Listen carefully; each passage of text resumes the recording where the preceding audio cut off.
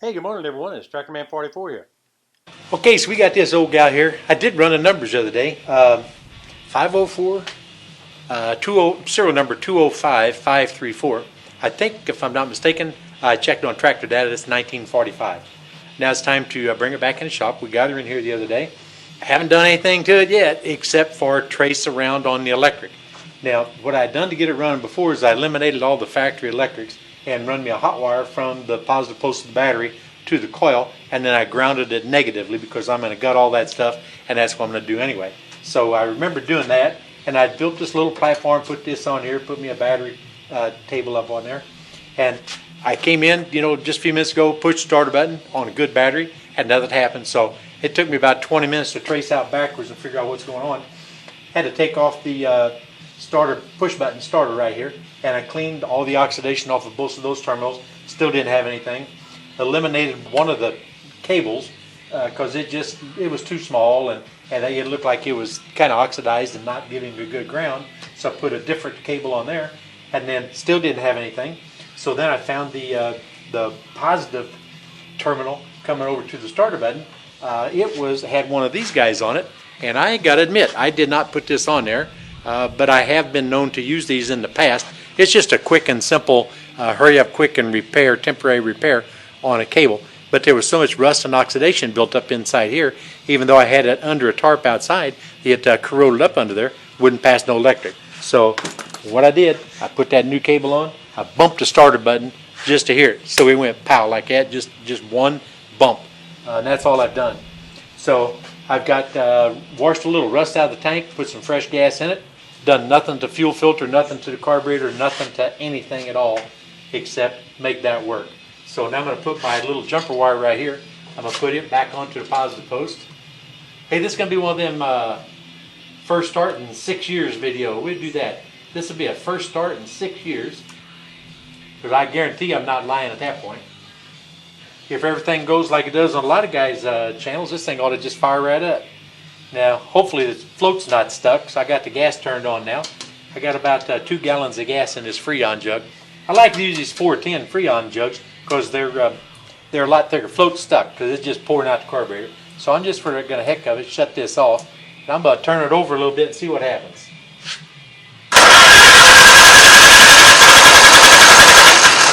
I'm going to give her a little bit of a choke.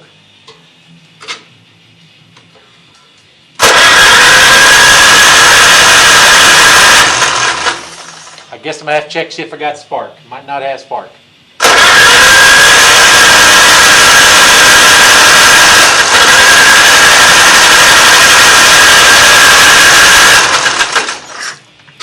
Boy, she sure belched some gas out right there.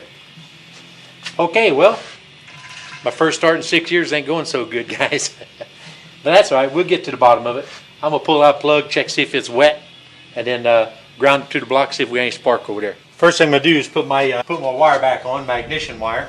Instead of checking the spark plugs, I'm going to go ahead and see if I got it to the distributor. So what we'll do now is go find a good ground.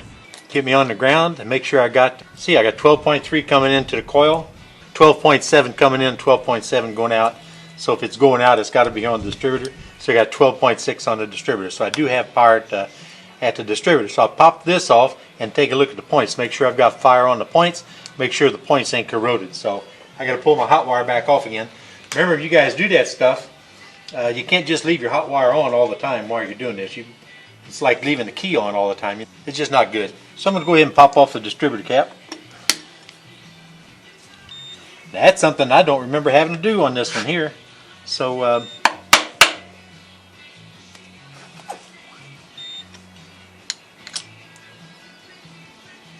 boy, that's nice and clean in there. That looks really good.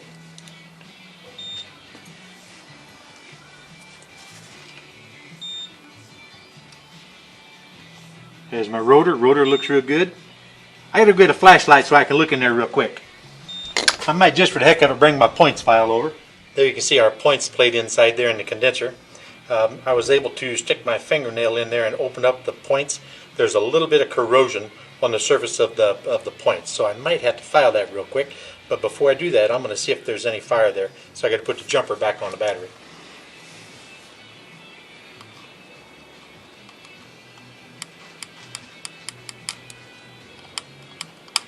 Okay, you can see a little yellow spark, just a tiny spark, but I'm going to get my points file and doctor up the surface of those contacts on that points, and then we're going to give her a shot, see what happens then. This is an ignition point file made specifically for the purpose of squaring up or leveling off or cleaning corrosion off of your points on your ignition system.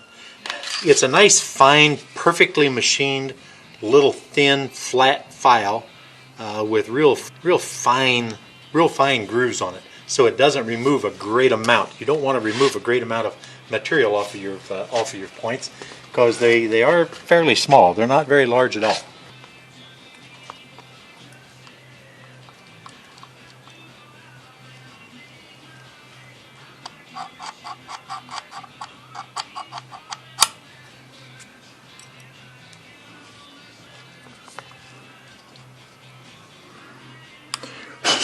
That's looking a lot better to me.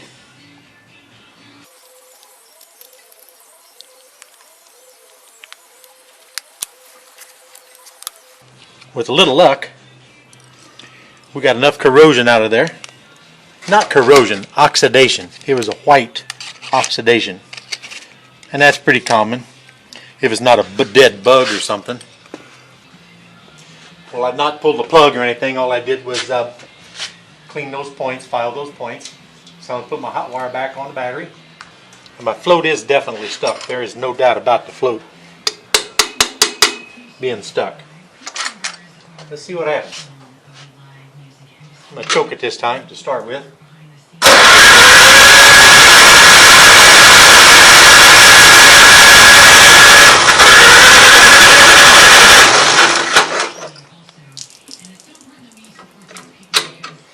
Well, you can see it's sure flooding out of there.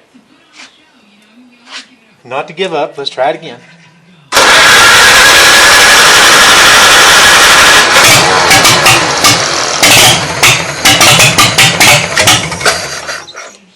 I think she's flooded, mate.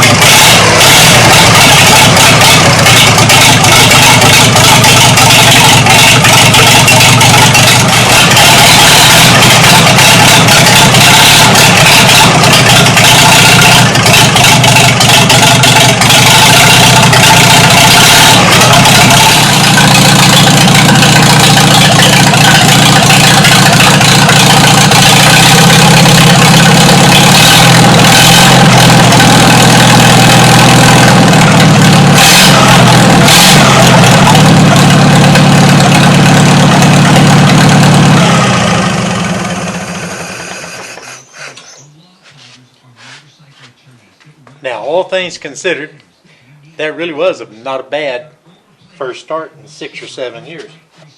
I'm actually kind of happy. I didn't have to do anything to it. I didn't even pull a plug. So, well, now I will now, you know, to kind of clean all the carbon and stuff off of them. Inside the distributor looked real good. I'm not going to mess with the carburetor unless it starts running real bad. But I think it's going to settle down and run just fine. I got to put me a new throttle quadrant up here. That one there is bore plumbatic. Can't get the throttle to stay at the set point when I pull it open.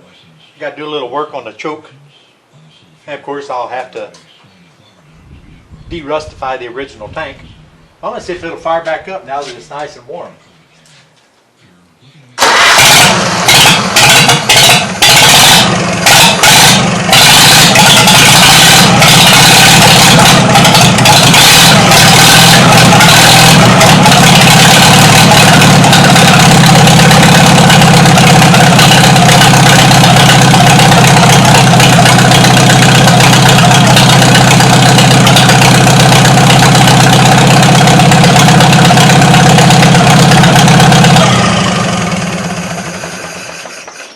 Kind of seems like this one here is going to be one that's going to flood fairly easily.